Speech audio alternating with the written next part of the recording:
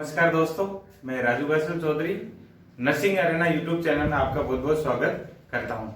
आज की क्लास में हम इम्यूनिटी का ही माइक्रोबायोलॉजी सब्जेक्ट का इम्यूनिटी चैप्टर है यूनिट 5, उसी का एक टॉपिक है एंटीजन। एंटीजन क्या होता है, क्या इसकी प्रॉपर्टीज होती है और कितने टाइप्स का होता है, क्लासिफिकेशन, इनके बारे में आज के लेक्चर में हम डिस्कस करेंगे। एंटीजन, तो सबसे पहले अगर अपन डेफिनेशन की बात करें तो antigen can be defined as a substance which is introduce into the human body, introduce into the host that stimulate the production of antibody. Means ये एंटीजन एक ऐसा सब्सटेंस जो कि किसी होस्ट के अंदर अगर पेरेंटली इंट्रोड्यूस किया जाए, पेरेंटली का मीन्स ये है IV, IM, ID, SC, subcutaneous, intramuscular, intravenous, और इन सब रूट्स के अंदर through parenteral route, 4 route mainly होते हैं। IM intramuscular, IV intravenous, SC subcutaneous और ID इंट्राडर्मल। तो एंटीजन क्या है? ऐसा सब्सटेंस जो कि ह्यूमन या होस्ट के अंदर पेरेंटली एडमिनिस्टर किया जाए, देन स्टिमुलेट, होस्ट की बॉडी स्टिमुलेट होके उसके खिलाफ एंटीबॉडी का निर्माण करे, एंटीबॉडी का फॉर्मेशन करे, वो क्या कहलाता है? एंटीजन। जो ये रिएक्शन है वो एक स्पेसिफिकली रिएक्शन होती है जो कि लेबोरेटरी में ऑब्जर्वेशन किया जा सकता है या ऑब्जर्वेबल मैनर में होती है। दैट मीन्स कोई अगर एंटीजन है, एंटीजन आप किसी होस्ट के अंदर अगर इंसर्ट करोगे तो होस्ट की बॉडी क्या होगी?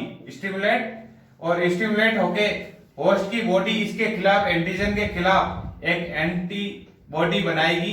एंटीबॉडी जिसको अपन बोलते हैं इम्यूनोग्लोबुलिन्स, IG इम्यूनोग्लोबुलिन्स। तो होस्ट की बॉडी ने जो इस एंटीजन के खिलाफ जो एंटीबॉडी बनाई, अगर एंटीबॉडी बन रही है किसी अगर सब्सटेंस के इंट्रोड्यूस करने से, दैट मीन्स उसको अपन क्या बोल सकते हैं? एंटीजन।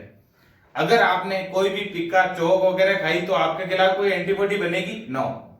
तो दैट मीन्स ऐसा सब्सटेंस जिसके खिलाफ बॉडी पेरेंटली एडमिनिस्टर करने के बाद, ऐसा कोई सब्सटेंस जो कि होस्ट में पेरेंटली देने के बाद उसके खिलाफ एंटीबॉडी का निर्माण हो, एंटीबॉडी बनती हो, वो क्या कहलाता है? एंटीजन।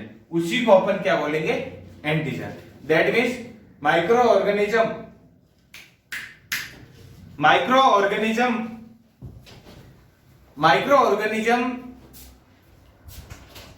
अपनी बॉडी के अंदर अगर इंसर्ट हो रहा है, इंसर्ट होने के बाद बॉडी उसके खिलाफ क्या बना रही है? Antibody.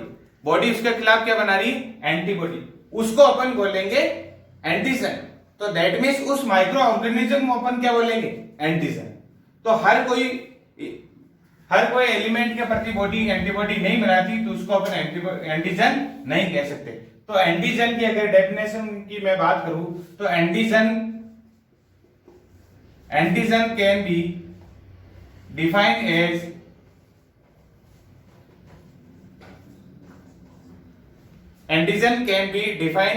any substance,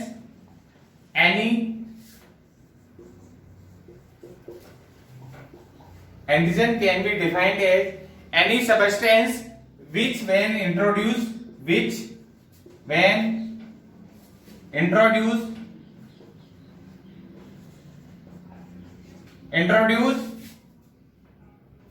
parenterally,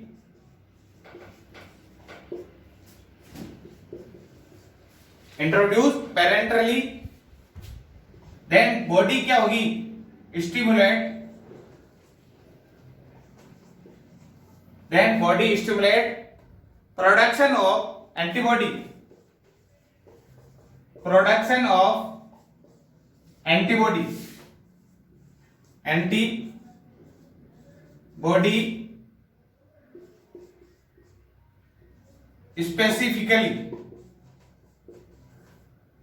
specifically, and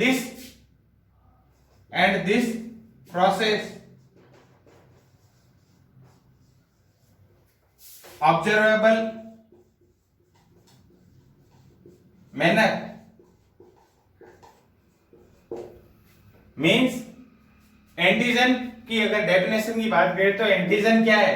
antigen एक ऐसा सबस्टेंस जिसको इंट्रोड्यूस मतलब एंट्री करवाना पेरेंट्रल रूट के थ्रू, एंट्री करवाने के बाद जो होस्ट बॉडी है वो स्टिमुलेट होके प्रोडक्शन ऑफ एंटीबॉडीज स्पेसिफिकली, मतलब स्पेसिफिक अगर एंटीजन एंटर करवाए तो स्पेसिफिक उसके खिलाफ एंटीबॉडी का निर्माण होगा, एंटीबॉडी बनेगी specifically, and this process observable manner.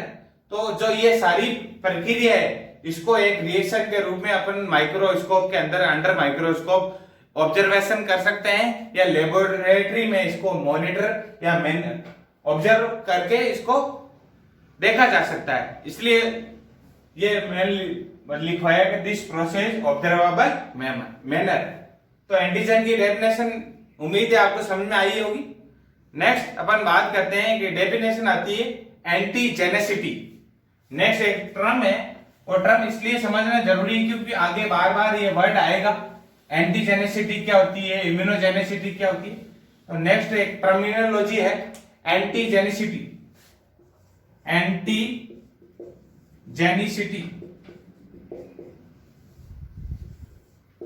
ये एक टर्मिनोलॉजी है एंटीजेनेसिटी। तो एंटीजेनेसिटी का मतलब है it is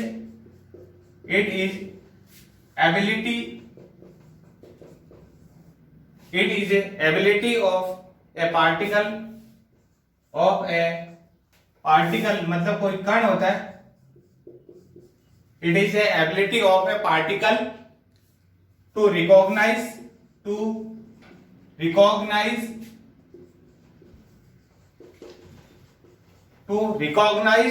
antibody, recognized by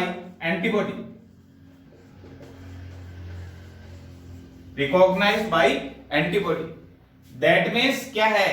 antigenicity का मतलब है अगर मैं बोलूं ये एंटीजन है और एंटीजन के ऊपर ये कोई छोटा सा पार्ट है जिसको अपन आगे आएगा, ये जिसको अपन बोलते हैं एपिटोप।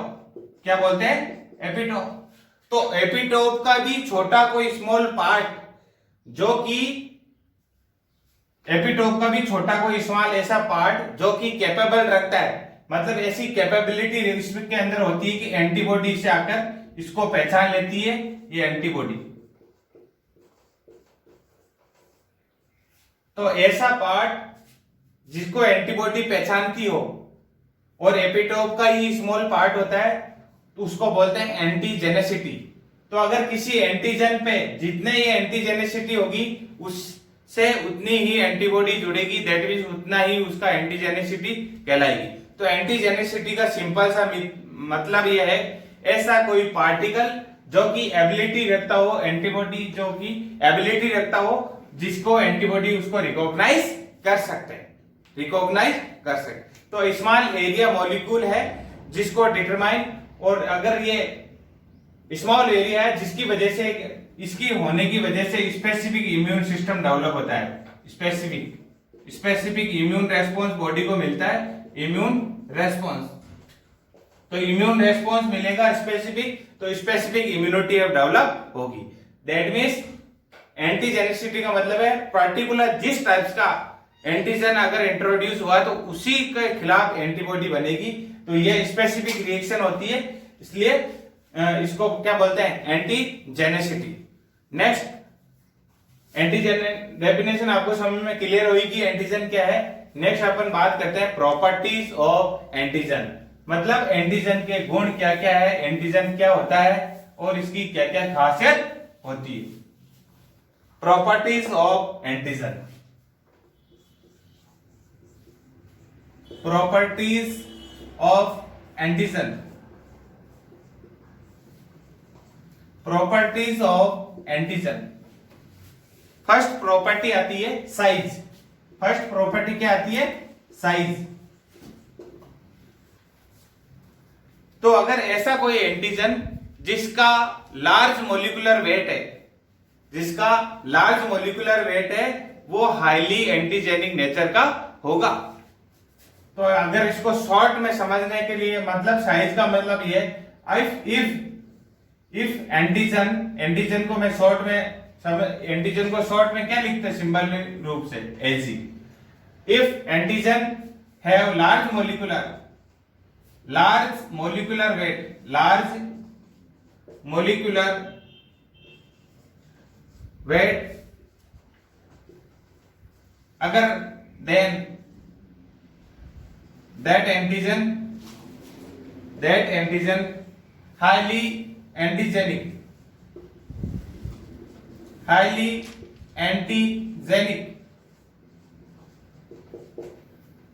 अगर ऐसा कोई एंटीजन जिसका लार्ज मोलिकुलर वेट है, लार्ज है तो वो हाईली एंटीजेनिक है।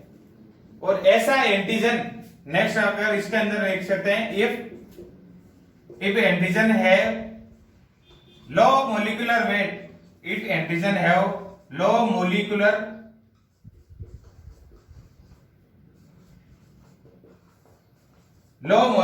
वेट,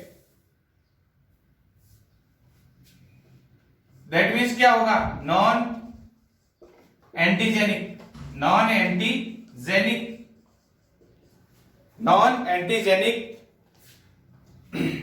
या अपन उसको बोलते हैं वीक एंटीजन। क्या बोल सकते हैं, वीक एंटीजन। देखो ये इंपॉर्टेंट है, वीक एंटीजन से आप क्या समझते हैं, वीक एंटीजन का मतलब ऐसा एंटीजन जिसका मोलिकुलर वेट क्या हो, लो। तो इम्यूनाइजेशन में जो एंटीजन बनाए जाते हैं, जो वैक्सीन बनाए जाते हैं, उस वैक्सीन में किस प्रकार का एंटीजन है, आपसे कंपटीशन एग्जाम में पूछा जा सकता है कि वैक्सीनेशन में किस प्रकार का एंटीजन काम में लिया जाता है, वीक करके, एटीन्यूटेड करके वीक, दैट मीन्स उस एंटीजन का मोलिकुलर वेट क्या होगा, कम, मतलब उनको कमजोर करके फिर वैक्सीन बनाते हैं। और कमजोर करके वैक्सीन बनाएंगे तो वो बीमारी कोज नहीं करेगा, डिजीज कोज नहीं करेगा, लेकिन बॉडी को क्या दे देगा, स्टिमुलस रेस्पॉन्स, स्टिमुलस दे देगा, तो बॉडी उसके खिलाफ इम्यून रेस्पॉन्स करेगा और एंटीबॉडीज का फॉर्मेशन या एंटीबॉडीज का प्रोडक्शन करेगा। नेक्स्ट फर्स्ट आता है साइज में आपको समझ में आ गया, large molecular weight, highly antigenic, low molecular weight, less antigenic या नॉन एंटीजेनिक या वीक एंटीजन उसको बोला गया। नेक्स्ट प्रॉपर्टीज है केमिकल नेचर, सेकंड प्रॉपर्टी है केमिकल नेचर।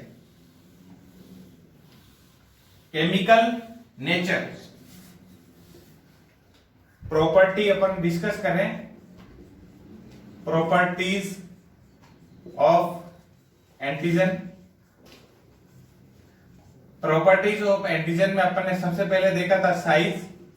तो साइज में अपन ने देखा जो लार्ज मोलिकुलर है हाईली एंटीजेनिक और कम है लो मोलिकुलर है, दैट मींस वीक है एंटीजन या फिर लेस। सेकंड है केमिकल नेचर। केमिकल नेचर के अंदर एंटीजन मेनली किसके बने हुए होते हैं, प्रोटीन और पॉलीसेकेराइड्स के। तो antigen made up by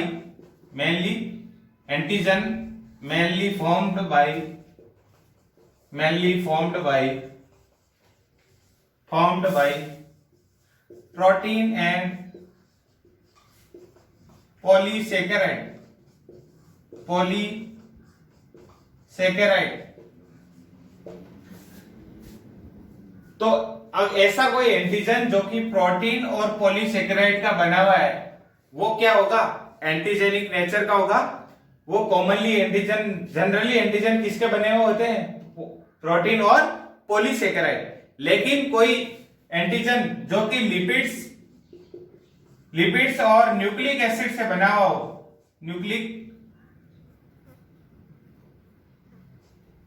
nucleic acid, ऐसा कोई एंटीजन जो कि इन दोनों से अगर फॉर्म्ड हुआ हो, लिपिड्स और प्रोटीन, लिपिड्स और न्यूक्लिक एसिड, दैट मींस वो लेस एंटीजेनिक होगा, वो उतना खतरनाक नहीं होगा, लेस एंटीजेनिक। तो अगर आपसे पूछा जाए एंटीजन क्या है, तो एंटीजन एक प्रोटीन के बने हुए सबस्टेंस है जो कि एंटीबॉडी बनाने में हेल्पफुल, या एंटीबॉडी बनाने जब किसी बॉडी में इंट्रोड्यूस किया जाता है तो क्या बनती है उसके खिलाफ, एंटीबॉडी। तो जितने भी ये बैक्टीरिया है, माइक्रो ऑर्गेनिज्म, अगर एक वर्ड में बोलो तो माइक्रोब्स, तो माइक्रोब दैट मीन्स कोई ना कोई सेल्यूलर ऑर्गन है। एक सेल का हो सकता है यूनिसेल्युलर और मल्टी सेल्युलर, और सेल का बना हुआ है दैट मीन्स सेल्यूलर झिल्ली है, सेल वॉल है या सेल मेम्ब्रेन है, और सेल वॉल या सेल मेम्ब्रेन है दैट मीन्स उनका कंपोजिशन क्या है, प्रोटीन। यस या नो? कोई ना कोई सेल है, बैक्टीरिया है, वायरस है, प्रोटोजोआ है, जो भी है, एंटीजन का रूप में काम कर रहा है दैट मीन्स वो सेल का बना हुआ है। सेल की सेल मेम्ब्रेन या सेल वॉल किससे बनती है, प्रोटीन और पॉलीसेकेराइड से। तो इसलिए एंटीजन किसके बने हुए होते हैं, प्रोटीन के। समझा? नेक्स्ट अपन बात करते हैं थर्ड प्रॉपर्टीज। थर्ड प्रॉपर्टी क्या है, antigenic valence. Antigenic valence, antigenic valence. आपने 12th क्लास में वैलेंस पढ़ी होगी। वैलेंस का मतलब होता है संयोजकता। संयोजकता का मीन्स यहां पर यह है कि एक एंटीजन जिसके जितने ज्यादा डिटरमिनेंट्स मतलब जितने ज्यादा टॉप होंगे उतनी ही उससे एंटीबॉडी जो है वो फॉर्म्ड होगी। जितने ज्यादा उसके टॉप्स है डिटरमिनेंट मतलब रिसेप्टर ज्यादा है तो ज्यादा रिएक्शन होगी और ज्यादा एंटीबॉडीज का फॉर्मेशन होगा, जिसको अपन बोलते हैं एंटीजेनिक वैलेंस।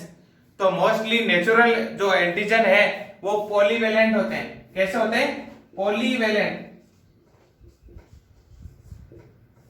नेचुरल एंटीजन का मीन्स है जैसे कि जो नेचर से प्राप्त हुआ वो बॉडी में इन्फेक्शन लग गया नेचर और बॉडी ने उसके खिलाफ एंटीबॉडी बना दी, तो दैट मीन्स पॉलीवेलेंट। और पॉलीवेलेंट अगर एंटीजन है दैट मीन्स उसके खिलाफ क्या बनेगी, ज्यादा एंटीबॉडी बनेगी। क्या बनेगी, ज्यादा एंटीबॉडी। ज्यादा वैलेंट है, ज्यादा रिएक्शन और ज्यादा एंटीबॉडी। ज्यादा एंटीबॉडी का मतलब है इम्यून सिस्टम और ज्यादा स्ट्रॉन्ग। तो नेचुरली जो इम्यूनिटी जो अगर डेवलप होती है वो कैसी इम्यूनिटी होती है, स्ट्रॉन्ग। तो चिकन पॉक्स के प्रति लाइफ लॉन्ग इम्यूनिटी डेवलप होने के पीछे रीजन क्या है, उसका जो एंटीजन है, जो उसका जो पॉजिटिव ऑर्गेनिज्म है वो किस नेचर का है, पॉलीवेलेंट। पॉलीवेलेंट होने की वजह से उसमें जो एंटीबॉडी है वो भी प्रोडक्शन उसका ज्यादा हुआ और अच्छी इम्यूनिटी बूस्टअप होगी, लाइफ लॉन्ग इम्यूनिटी डेवलप होगी। समझे आया?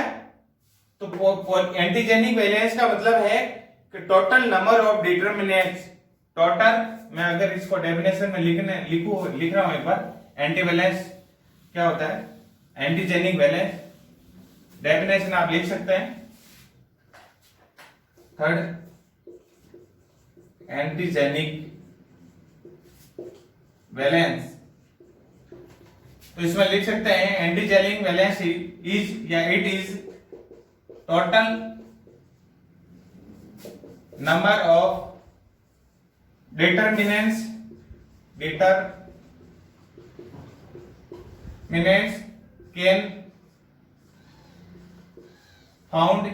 can be found by antibody total determinants can found by antibody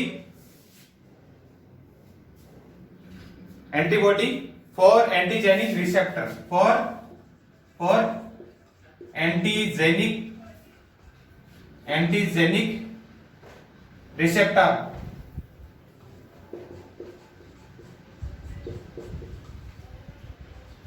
oblique lymphocytes।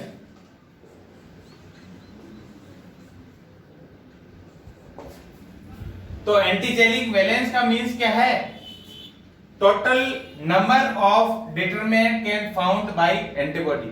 तो एक एंटीजन के ऊपर कितनी एंटीबॉडी है वो डिटरमिनेंट मतलब वो रिएक्शन कर सकती है, और जितनी ज्यादा वो उससे रिएक्ट होगी दैट मींस उतनी इम्यूनिटी अच्छी बूस्टअप होगी।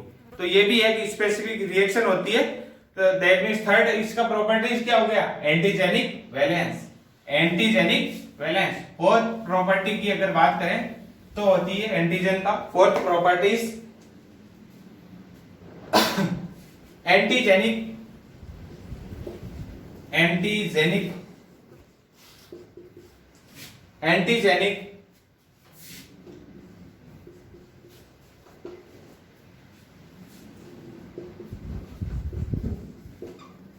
स्पेसिफिकली इसका मीन्स ये होता है, अगर आपने एक स्पेशल टाइप का अगर एंटीजन एंटर करा है बॉडी में, तो उसके खिलाफ स्पेशल टाइप की एंटीबॉडी का फॉर्मेशन होगा।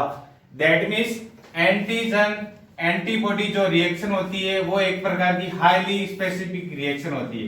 कैसे होती है? Specific reaction. तो एंटीजन एंटीबॉडी रिएक्शन कैसी होती है? स्पेसिफिक। तो अगर एंटीजेनिक स्पेसिफिकली का स्पेसिसिटी का मतलब यह है, सॉरी यहाँ पे स्पेसिसिटी कर लीजिए आप, स्पेसिसिटी, इससे और ज्यादा क्लियर में आपको समझ में आएगा। एंटीजेनिक स्पेसिसिटी का मीन्स ये है, it is the property of antigen, लिख लो आप इसके अंदर, it is a property of antigen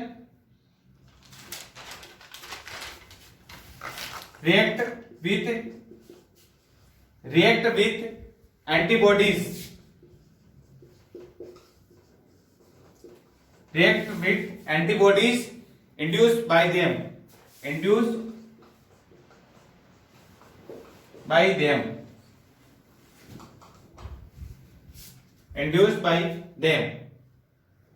तो एंटीजेनिक स्पेसिसिटी का मतलब है एक एंटीजन की प्रॉपर्टी है जो कि एंटीबॉडी के द्वारा ही रिएक्ट की गई एक क्या है?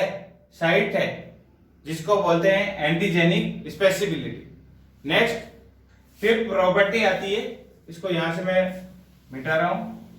फिफ्थ प्रॉपर्टी होती है ससेप्टेबिलिटी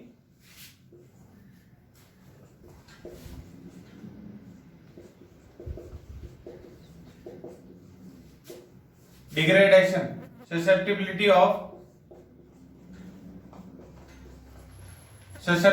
of degradation, ये फिफ्थ प्रॉपर्टीज है।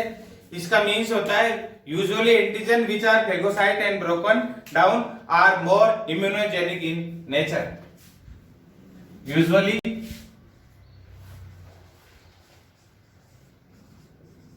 Antigen those are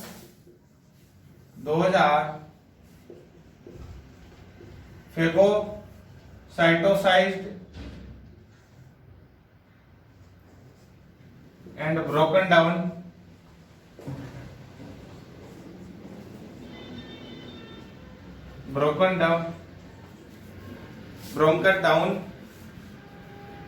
are more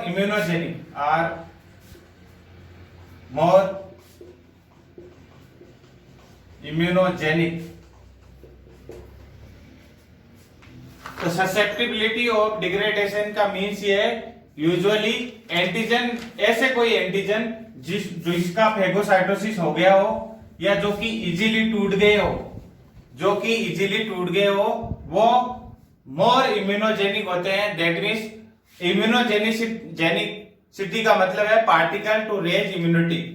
ऐसा कोई इम्यूनोजेनिसिटी का मतलब है ऐसा कोई पार्टिकल जो कि इम्यूनिटी को बढ़ाता हो, रेज इम्यूनिटी।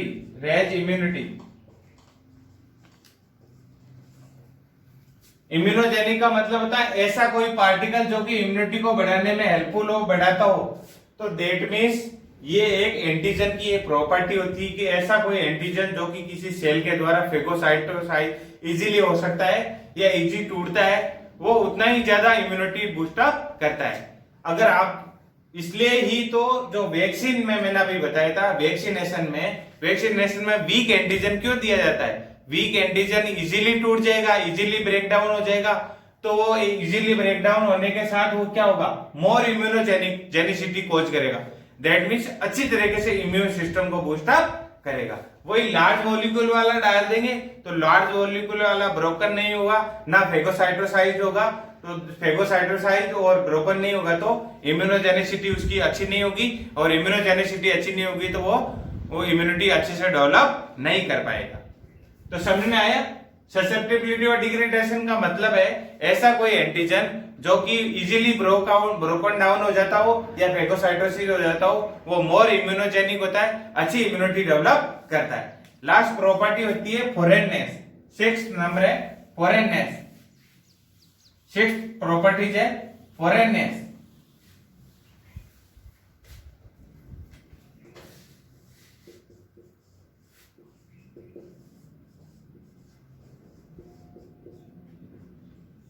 ये भी एक एंटीजन की प्रॉपर्टीज होती है।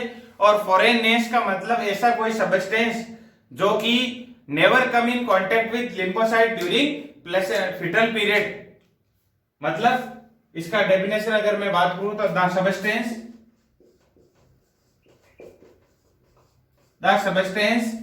सब्सटेंस को अपन क्वेश्चन में लिख सकते हैं एंटीजन।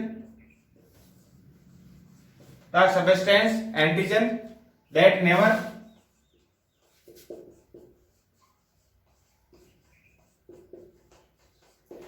ए सब्सटेंस, जिसको क्वेश्चन में लिखा है antigen that never contact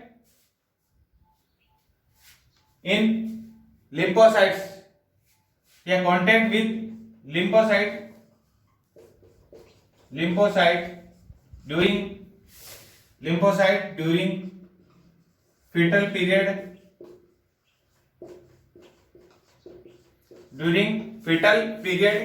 act as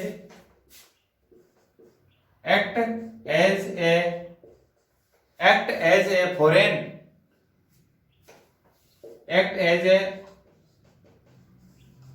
to individual, act as a foreign to individual and induce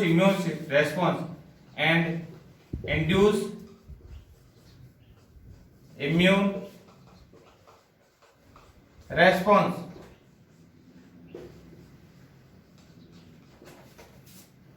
फॉरेननेस का मतलब है ऐसा कोई एंटीजन जो कि बच्चा जब पेट में था तब वो सब्सटेंस लिम्फोसाइट्स के कांटेक्ट में या कम कांटेक्ट में नहीं आया, और लिम्फोसाइट के कांटेक्ट में नहीं आया, और पैदा होने के बाद फिर वो अपना इफेक्ट शो करके एक फॉरेन पार्टिकल के रूप में शो हो जाएगा, अपनी बॉडी को लगेगा वो क्या है, फॉरेन पार्टिकल है, क्या है, बाहर का कोई सब्सटेंस है। और बाहर का कोई सब्सटेंस समझ के उस इंडिविजुअल आदमी की जो बॉडी है, इम्यून सिस्टम है, वो डेवलप हो जाएगा, इम्यूनिटी उसमें डेवलप हो जाएगी। तो फॉरेननेस का भी जो गुण है वो एंटीजन के अंदर पाया जाता है। 6 अपन ने इसकी प्रॉपर्टीज देखी थी। फर्स्ट अपन ने देखा था साइज, सेकंड अपन ने देखा था chemical nature, third antigenic specificity, antigenic valence, susceptibility degradation और फॉरेननेस। ये सब अपन ने एंटीजेनिक जो एंटीजन है इसकी प्रॉपर्टीज है इसके बारे में अपन ने देखा था।